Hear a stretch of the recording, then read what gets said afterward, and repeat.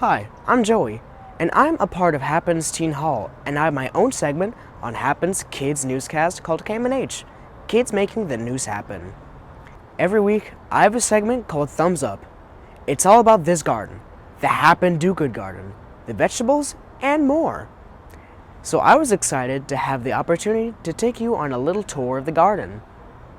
Happen is a nonprofit organization that brings families and communities together through creative activities and special events. There's all kinds of free and fun activities for kids and parents. Check it out at happeninc.org. And now, on with the tour. Let's start with a little garden history. The Happen Do-Good Garden really started when Happen founder Tommy Roof moved to Northside in 1997. He would find himself always growing more vegetables than he could ever eat, so he'd fill baskets up with all the extra garden produce and hang the baskets over his fence for his neighbors to enjoy. When they wanted more, his neighbors just simply placed the baskets over the fence to be filled again. Tommy thought, I can't be the only gardener that grows more than they eat. So when Tommy started Happen Inc., he also started the Happen Do-Good Garden program. Volunteers would harvest and drop off vegetables early on Saturday mornings before Happen opened for art sessions. They set up all the vegetables on display like a little farmer's market for kids. But unlike a regular farmer's market, kids don't have to pay with money for their produce. It's called Do Good because all they have to do is write down one good thing that they're going to do that day and place their note in a little mason jar. Then they can fill up a Do Good bag to the top with all kinds of fresh vegetables. The program was a hit with kids, families, and volunteers. At Thanksgiving, Tommy then takes all of those handwritten do-good notes and scans them to be placed on a window poster so the whole community can see all the good things that have happened because of growing and eating healthy vegetables. When Happen moved locations to Northside, they bought this property. The lot was 24 by 100 foot, a bit of a mess. The city was actually finding the owners because it really needed to be cleaned up. Tommy's goal was to turn it into the Do-Good Garden so volunteers of all ages could grow, in his words, together while growing produce for the Happen Do-Good program, offering educational programs and community activities along the way. What grew were vegetables and the community. The Happen programs have expanded with teen garden programs and senior volunteers, and Happen is even able to provide the very first rendition of the Do-Good program, along with the Kids Do-Good program. That's right, every Monday our neighbors on the left and the right receive a basket of vegetables hanging over their fence. The garden now consists of 24 4-foot by 8-foot by 27-inch high raised garden beds and 52-inch wide paved walkways. The walkways also include 2 gutter systems that lead to a 1,500-gallon underground water collection system and tank. It has a koi pond and lots of features to make the space enjoyable to all. There are over 500 plants growing this season thanks to the Cincinnati State Horticulture Program and Funky's Greenhouse. Thanks for watching, and stay tuned for more do-good activities coming soon as this garden is just getting started. Thanks to all the volunteers and sponsors that have made this project happen. And to get involved, volunteer, become a sponsor, or maybe you want to learn more and take your own Do-Good Garden tour, contact Tommy at info@happeninc.org. Stay tuned to watch a collection of my Thumbs Up segments filmed right here in the Do-Good Garden, and make sure to always like and subscribe so you don't miss a broadcast of KMNH and Thumbs Up.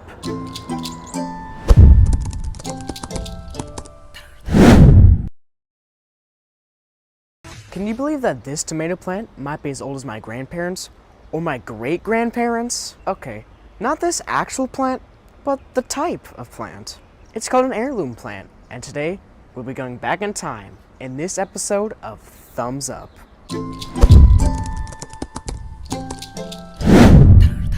Hi, I'm Joey, and I'm in the Happen Do-Good's garden with some super old plants. They're called heirloom tomato plants, and for them to be heirlooms, they need to be openly pollinated.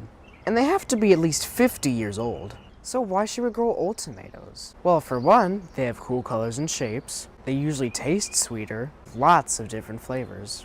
But you don't usually find these in grocery stores. And when you do, they're usually at least twice the price of regular tomatoes.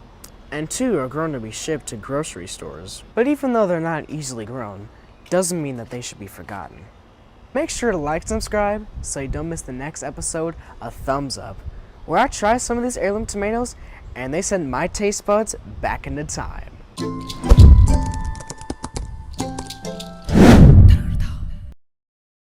Hi, I'm Joey, and you're watching Thumbs Up, where we learn about the Happen Gardens and anything under the sun.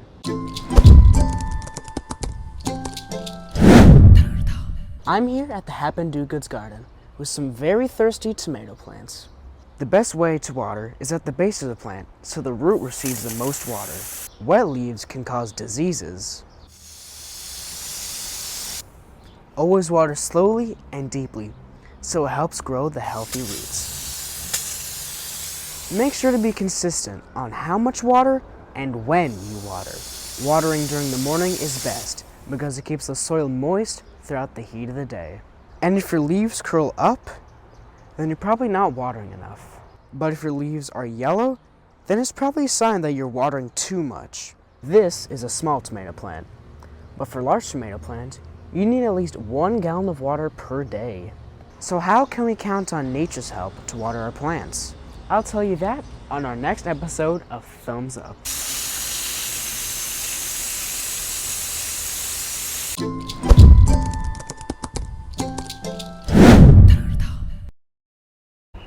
They're here. This insect is feared to destroy trees and crops in the United States.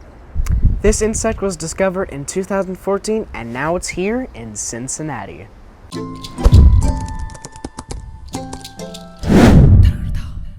Hi, I'm Joey, and in this episode of Thumbs Up, we're going to be talking about the feared lanternfly. It's a native of China, and since 2014, this insect has been spreading across the United States. And 10 years later, it's here in our neighborhood, Northside. It's a big eater and it feeds on trees like this tree of heaven. They're also known to devastate crops and love grapevines.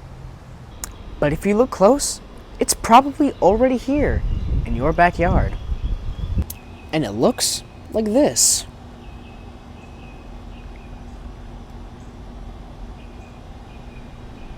Some experts say that the United States could lose hundreds of millions of dollars and lots of jobs just over one insect. But we've got some good news. Some scientists are trying to control the insects without using any chemicals. But for now, we encourage you to research and prepare for this insect. Make sure to let us know in the comments below. And like and subscribe so you don't miss my next episodes of Thumbs Up.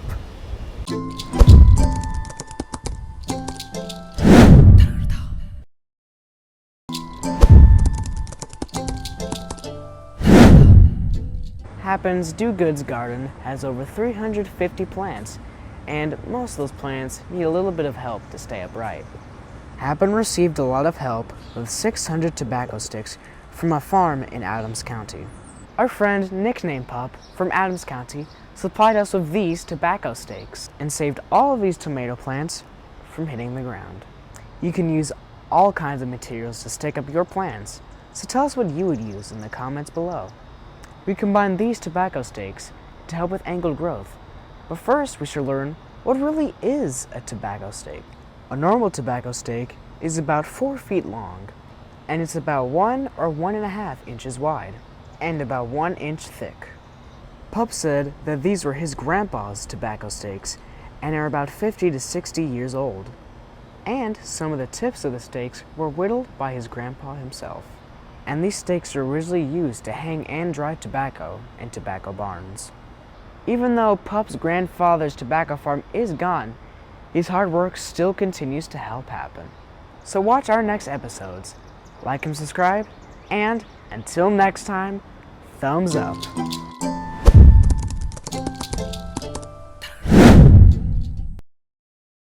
Hi, I'm Joey, and every year, Happen brings in a truckload of watermelon and let the games begin. Guess what fruit has 92% water, 8% sugar, and has over 1,000 types grown all over the world? And if you guessed watermelon, then you've probably already spent some summer fun with this delicious fruit. Like Happen's traditional watermelon blast. There is watermelon roll, watermelon eating contest, seed spinning contest, watermelon helmet making, and my favorite, the watermelon blast station. It's all fun and games for anyone who loves the sweet treat that was harvested 5,000 years ago in Egypt. It's said that early explorers would use watermelons as a way to hold their water supply, and in some situations was vital to survival. Nowadays, we just enjoy watermelon for its sweet taste and for its nutritional value. According to Northwestern University of Health and Science, at just 45 calories per cup, it contains about 15% of your daily vitamin C needs, along with a wealth of other vitamins and minerals, including potassium and vitamin A and B6. So my question is, how many seeds are in the average watermelon? And we found that some varieties grown in the United States can have up to 1,000 seeds. And the biggest watermelon on record weighed in at 351 pounds. Now that's some summer fun. And we'll see you here next time at the Happens Do Good Garden.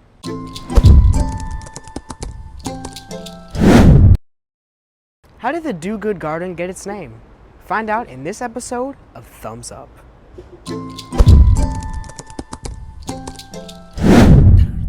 Hi, I'm Joey, and today you're joining me in the Happen Do Good Garden during one of our Teen Garden Club activities. Each week, teens and seniors volunteer in the Do Good Garden, but that's not why it's called Do Good. So you see, every Saturday morning during the harvesting season, Happen displays a lot of vegetables harvested from the Do Good Garden. It's set up like a little farmer's market for kids. But the difference is, they don't pay with money. It's called Do Good, so all they have to do is write down one good thing that they're going to do for that day. And they can fill their Do Good bag to the top with fresh vegetables from the garden. Then in November at Thanksgiving time, all the little Do Good notes that kids have written are scanned and printed on a big window poster at Happen. So everyone can read all the good things that happened through eating healthy and growing vegetables. And that's just one good thing that happens because of this garden and all its volunteers making it happen. Please leave your comments down below and make sure to like and subscribe so you don't miss my next episodes of Thumbs Up.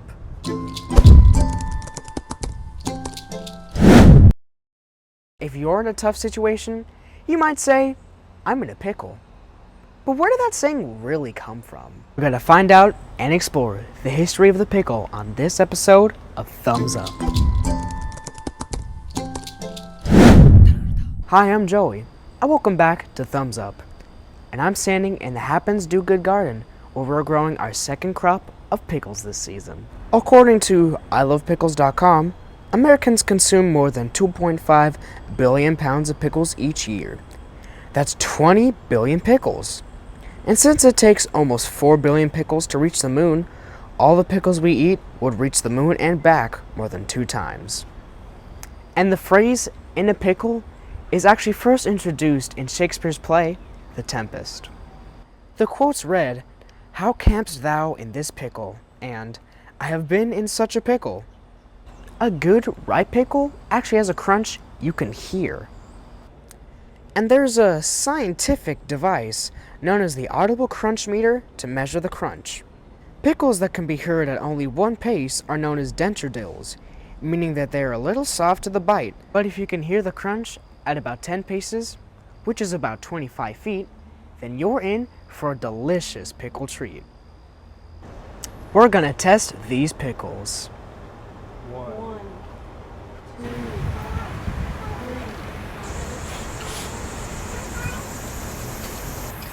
But if you like pickled pickles, then you'll want to try these sweet and spicy pickles at Morsel and Nosh. Thanks for watching this episode. Leave a comment down below and make sure to like and subscribe so you don't miss the next episode of Thumbs Up. Last week, we were able to see and capture on film the first visit to the Do Good Garden by a monarch butterfly. Monarch butterflies have black bodies with white speckled wings, and their wingspan can reach almost 5 inches across. When we first saw this monarch, we were a little skeptical if it was an actual monarch, since it seemed smaller in size. It could have been a viceroy butterfly, which is a species that looks a lot like monarchs. Some call it a monarch wannabe, or even worse, a monarch imposter. We actually had to pause our video to see if it was a real monarch. And yeah, it's for real.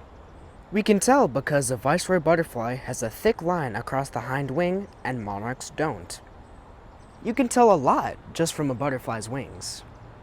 The monarch was probably a female because of the thicker wing veins, and males have 2 black spots, one on each hind wing that females don't have.